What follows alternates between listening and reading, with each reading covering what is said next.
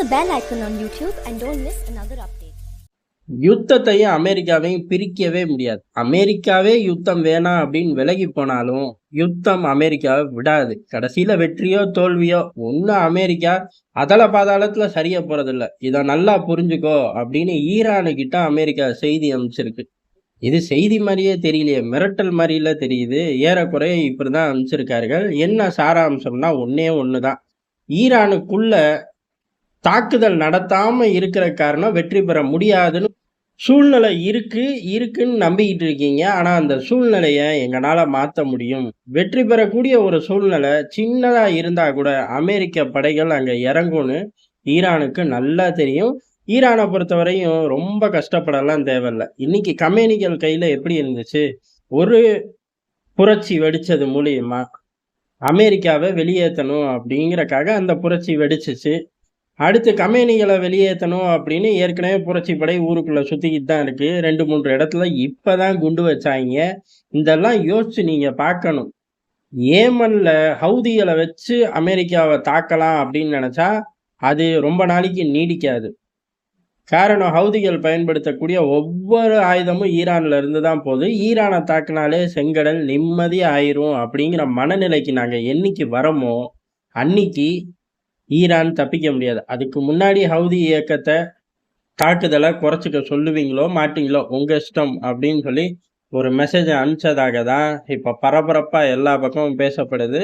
இதை யார் ஆரம்பிச்சு வச்சார்கள் அப்படின்னா இந்த விஷயத்த கசிய விடலை. கசிய விடுறதுக்கு முன்னாடியே பைடன் நேரடியா பிரஸ்ஸை பார்த்து ஈரானுக்கு ரகசியமா தகவல் அனுப்பிச்சாச்சு அப்படின்ட்டு போயிட்டாரு. என்ன ரகசிய தகவல் அப்படின்னு கேட்கும்போது ஆட்டோமேட்டிக்கா 24 மணி நேரத்துக்குள்ள சில ஏஜென்சிகளை வச்சு கசிய விட்டார்கள். இதுதான் சாராம்சம் அப்படின்னு.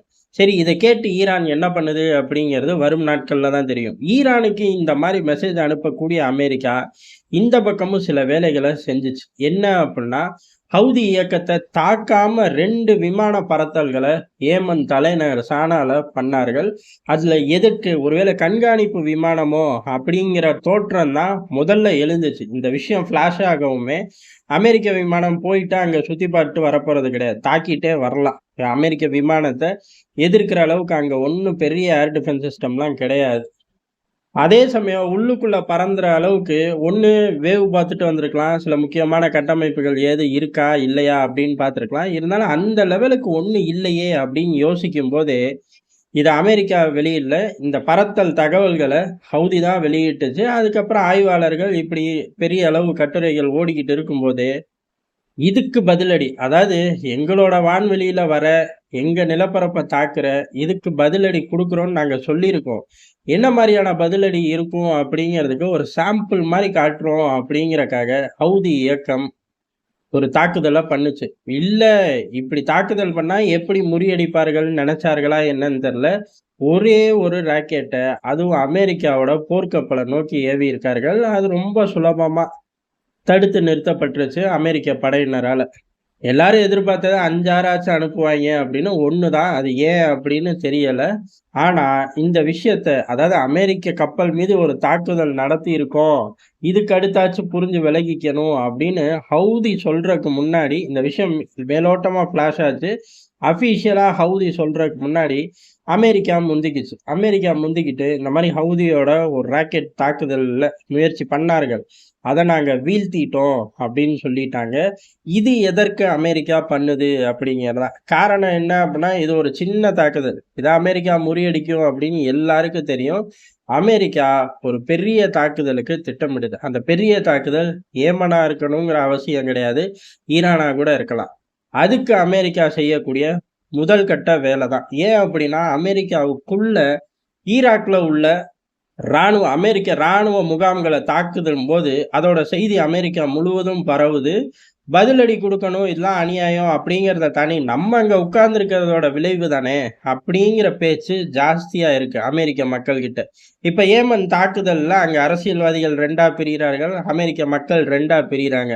ஆனா செவனேன்னு இன்டர்நேஷனல் வாட்டர்ல சுத்திக்கிட்டு இருக்கக்கூடிய நம்மளோட கடற்படைக்கு ஆபத்து அப்படிங்கிறத இந்த தாக்குதல் மூலியமா அமெரிக்கா முழுவதும் கொண்டு போறாங்க.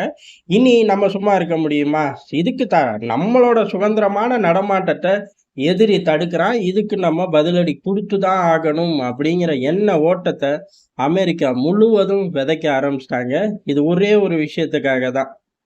இந்த சின்ன சின்ன தாக்குதல ஏமன்ல செய்யறது மூலியமா செங்கடல் வர்த்தகத்த பாதுகாக்கவே முடியாது. இது எல்லாரும் அறிஞ்ச ஒரு உண்மை. அமெரிக்காவுக்கும் தெரிஞ்ச ஒரு விஷயம் தான். அமெரிக்கா பெரிய அளவுல அங்க பலத்த இன்கிரீஸ் பண்ணிக்கிட்டே இருக்கக்கூடிய அதே சமயம், இந்த பிராந்தியத்துல கப்பல்கள் சுதந்திரமா நடமாடலாம். முழு பாதுகாப்பு நான் தரேன் அப்படிங்கிற வார்த்தையே சொல்லல. அந்த வார்த்தையும் சொல்லல. பதிலா செங்கடல் வர்த்தகத்த ரூட்டெல்லாம் மாத்திக்கங்கடா அப்படின்னு அறிவுறுத்தல் தான் பண்றார்கள். அந்த அளவுக்கு ரொம்ப ரிஸ்கியான வேலை. பாதுகாப்பு குடுக்கறது அப்படிங்கிறது ரொம்ப சுலபமான வேலை கிடையாது. ஏமன்ல தாக்குதல் நடத்துறது அப்படிங்கிறது நடத்தி ஓரளவு செங்கடல் தாக்குதல கண்ட்ரோல் எடுக்கிறக்கே பல வருஷம் ஆகி போயிரும். இப்பவே வர்த்தகம் பெரிய அளவுல பாதிப்படையுது. இதுக்கு ஒரே விஷயம் தான். ஒண்ணு காசால யுத்தம் நிக்கணும்.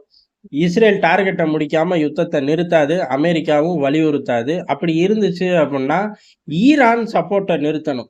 ஈரான சப்போர்ட்ட நிறுத்த வைக்கணும். அத நோக்கி அமெரிக்கா போக ஆரம்பிச்சிருச்சு. அதுக்கான விளைவு தான் ஒரு ரகசியமா ஒரு செய்தியே அனுப்பிச்சுட்டு, ரகசிய செய்தி அனுப்பிச்சிருக்கேன் அப்படின்னு சொல்லிட்டு, பின்னாடியே அந்த மொத்த செய்தியையும் ஃபிளாஷ் பண்ணி விட்டுட்டு, இந்த பக்கம் ஹவுதி நம்மள அடிச்சுட்டான். இன்டர்நேஷனல் வாட்டர்ல செவனேன்னு சுத்திக்கிட்டு இருந்த நம்மள அடிச்சுட்டான் அப்படின்னு பெரும் பிரச்சாரம் சொந்த ஊர்ல போகுது. ஏன் அப்புட்ன்னா, ரொம்ப சுலபமா அப்ரூவல் வாங்கி ஈராக் யுத்தம் போல இன்னொரு யுத்தத்த தயார்படுத்திட்டார்கள். ஆனா அது சத்தியமா ஏமனா இருக்காது அப்படிங்கிறதான் முதல் பார்வையா இப்போதைக்கு பார்க்க முடியும். ஈரானா இருக்க அதிக வாய்ப்பு. விடிஞ்ச உடனே தாக்குவார்களா? யாருக்கும் தெரியாது. பல இரவுகள் செங்கடல்ல அபாயம் பண்ணி அழிச்சுக்கிட்டே இருந்தா, ஒரு இரவு ஈரான் தாக்கப்படும்.